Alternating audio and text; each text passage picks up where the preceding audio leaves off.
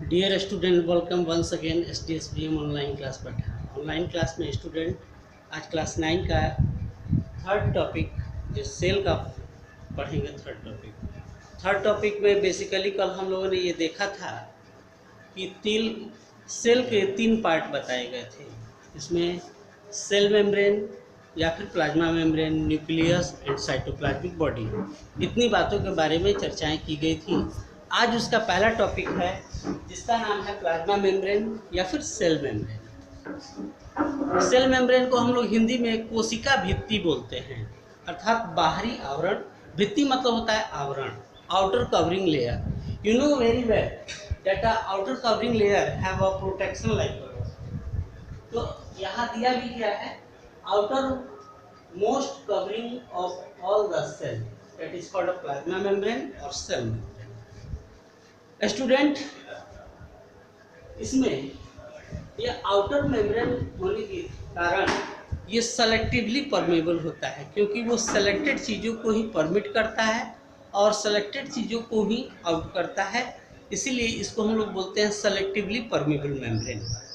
दूसरी बात कि इसके बारे में थोड़ी सी बात करें हम लोग, तो इसकी मोटाई 7 से 10 mm है और ये बना हुआ होता है लिपिड और प्रोटीन की लेयर से। लिपिड एंड प्रोटीन अर्थात लाइपोप्रोटीन से बना हुआ होता है। दूसरी बात, इसको इलेक्ट्रॉन माइक्रोस्कोप से हम लोग विजिबल कर सकते हैं, देख सकते हैं। चूंकि इलेक्ट्रॉन माइक्रोस्कोप से विजिबल है तो जाहिर सी बात है कि जितनी भी चीज़ें होंगी वो सब के सब इलेक्ट्रॉन माइक्रोस्कोप से ही दिखेंगी। दूसरी बात कि यह साइटोप्लाज्म का हिस्सा नहीं है और इसके कार्य विभिन्न हैं। जैसे सेल को डिफरेंट शेप देने का कार्य, किसका कार्य है?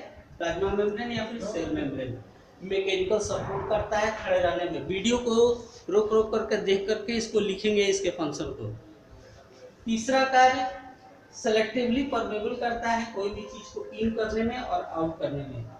चौथा कार्य फ्लेक्सिबिलिटी होने के चलते plasma membrane enables the cell engulf large molecules and food particles। engulf करता है फूड पार्टिकल्स को। चौथा फंक्शन है chemical present inside them the plasma membrane help the recognition of foreign substance against different microorganisms। बीमारियों से भी बचाने का ये कार्य करता है, डिफेंड करता है, बचाता है। अब देखो, इसके अंदर में बहुत से मूवमेंट्स होते हैं सब्सटेंस का।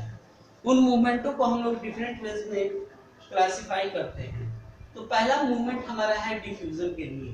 डिफ्यूजन क्या है? तो डिफ्यूजन के तहत ऐसी सारी चीजें आती हैं जो स्पॉन्टेनियस मूवमेंट होते हैं। स्पॉन्टेनियस मतलब तत्कालिक होती है। तो तत्कालिक रूप से ऐसे सब्सटेंस, चाहे वो लिक्विड के हों चाहे वो गैस के हों, तो ये जितने भी सब्सटेंस है हायर कंसंट्रेशन से लोअर कंसंट्रेशन में जाते हैं, लेकिन उनका डिस्ट्रीब्यूशन जो होता है यूनिफॉर्म होता है, फिक्स्ड होता है।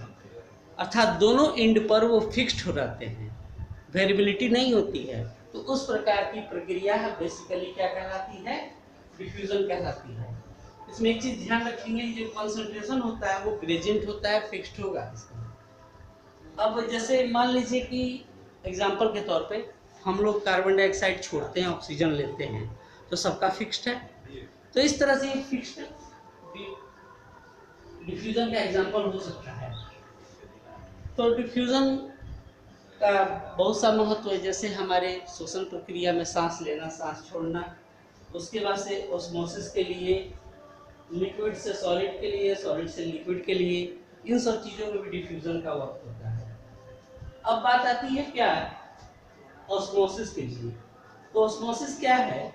तो the movement of water molecule through a selectively permeable membrane from higher concentration to lower concentration. Higher concentration से movement of water lower concentration की तरफ जाता है। तो इस प्रकार के मूवमेंट को हम लोग क्या बोलते हैं? ऑस्मोसिस बोलते हैं। इसको हिंदी में पराशरण बोलते हैं स्टूडेंट। परासरण बोलते हैं, इसको याद रखिएगा।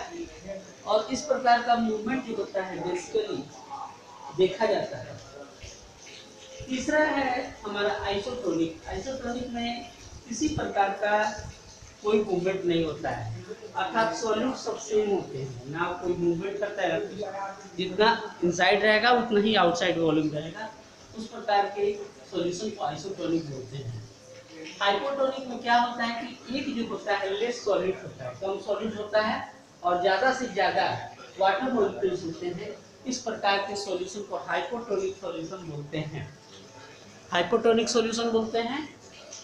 और ऐसे सॉल्यूशन को हम लोग बेसिकली जो देखते हैं as the movement of water inside them, endosmosis के तौर पे हम लोग देखते हैं। जैसे मान लीजिए किशमिश को हम लोग पानी में अगर फुला देते हैं तो चूंकि बाहर में उसका हाई कंसंट्रेशन वाटर लेवल अंदर कम रहता है तो वो अंदर फील होता है, तो हाइपोटोनिक का भाग है।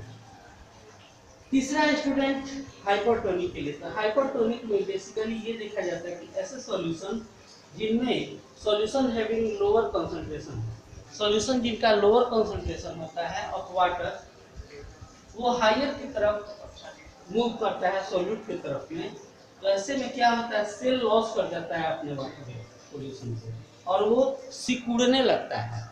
क्योंकि बाहर में ज़्यादा होता है तो अंदर में उसको वॉल्यूम कम मिलता है, तो बाहर के प्रेशर से वो सिकुड़ने लगता है। तो इस प्रकार के सॉल्यूशन को हाइपरटोनिक करते हैं। तो इस तरह से स्टूडेंट ये सब बातें क्लियर होती हैं। अगले वीडियो में हम लोग बेसिकली बात करेंगे सेल वॉल के विषय में। सेल वॉल के बाद से न्यूक्लियस के विषय में बात होगी, उसके बाद से साइटोप्लाज्म के बाद में बात होगी। तो आज के वीडियो में इतना ही। Thanks, have a nice day.